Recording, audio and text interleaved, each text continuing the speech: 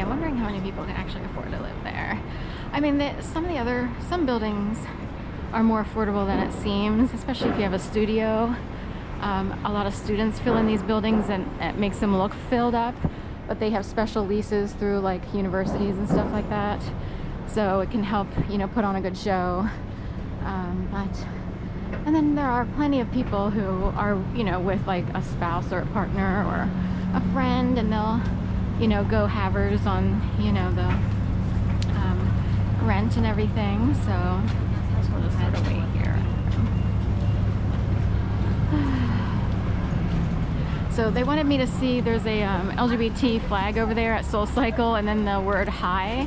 And if you're standing in the right spot, you can see through both windows. Like you can see the flag and then you can see the word hi, like painted on the wall. If you stand at the Wilson residence, so the Wilson residence is over here.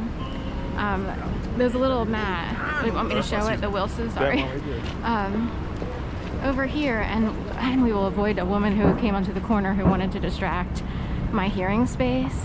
So I don't talk loud enough to distract anyone from their own space. So the Wilson residences, and then it looks like hi. It's really part of it might be H-I-G-H, but in that window you see H-I of a larger word, and then the window next to it is an LGBT type flag.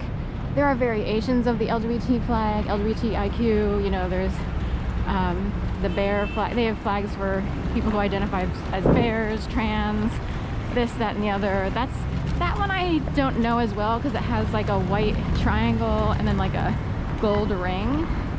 So that one I'd have to look up. They change it every 6 months. There's a new flag. So after a while I was like, I'm tired of trying to keep up with the flags, you know. But it's just opposite the Wilson Residences mat behind Happy Rooster. So I think it's placed on purpose. I actually do. So Happy Rooster is, do you have a rooster? If you're a guy, you were born with a rooster. You see? And the Wilson Residences, that's like Leave It to Beaver. It's like the Wilsons next door. They look all clean and everything. But somebody could have too happy of a rooster.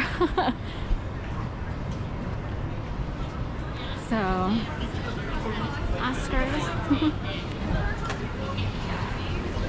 They have the Grammys recently. Like, a friend of mine emailed talking about Taylor Swift being the Super Bowl entertainment for, again, a matchup between the Eagles and the Chiefs. I guess the Chiefs are always like, anyway, and of course it's the old Andy Reid syndrome of when Andy Reid was here, it was the 5-year plan, the 5-year plan, the 5-year plan. It turned into like a 15-year debacle. Then he winds up at the Chiefs and they win Super Bowls like every other year. So anyway, I also saw a little piece on MSN, and MSN will pump up, they'll put through news feeds that aren't timely. They could be like, Aaron Carter died like 6 times according to MSN, like over the course of 9 months, or even like a year and a half. I'm like, they have Aaron Carter dying again. Didn't I just read an article about Aaron Carter? So anyway, but I saw a piece about Taylor Swift, and she also was going to the Grammys. So I'm like, did the Grammys just occur and I missed it? Or the Grammys on the same weekend as 2 airplane crashes? Isn't that old school to have a bunch of musicians dying in airplane crashes? And then they have the Grammys when there's 2 airplane crashes? Isn't that weird? Back in the day, every other week, you know, Patsy Cline, you know. A friend of mine, Adam Flint, listed all the musicians who've died in airplane crashes, even, or most of them, not all of them, because even, you know, country roads take me back.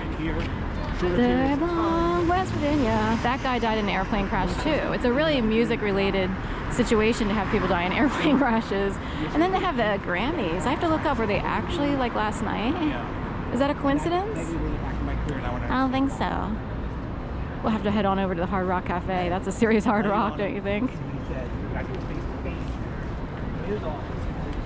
So let me think of a good song.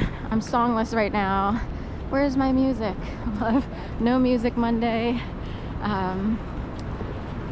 Take me back.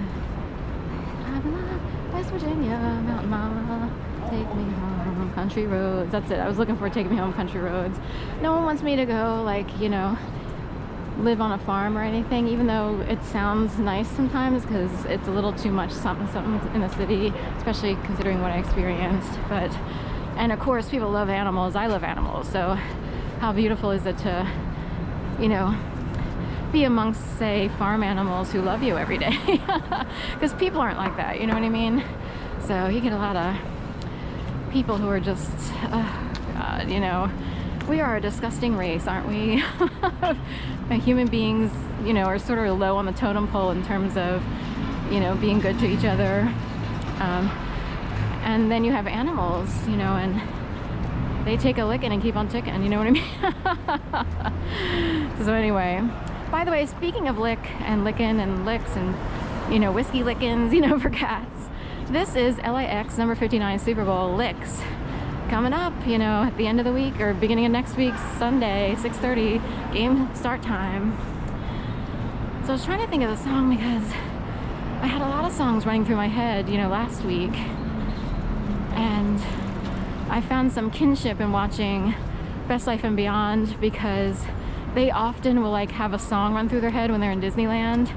And all of a sudden they'll be like, oh yeah, blah, blah, blah, you know. Right.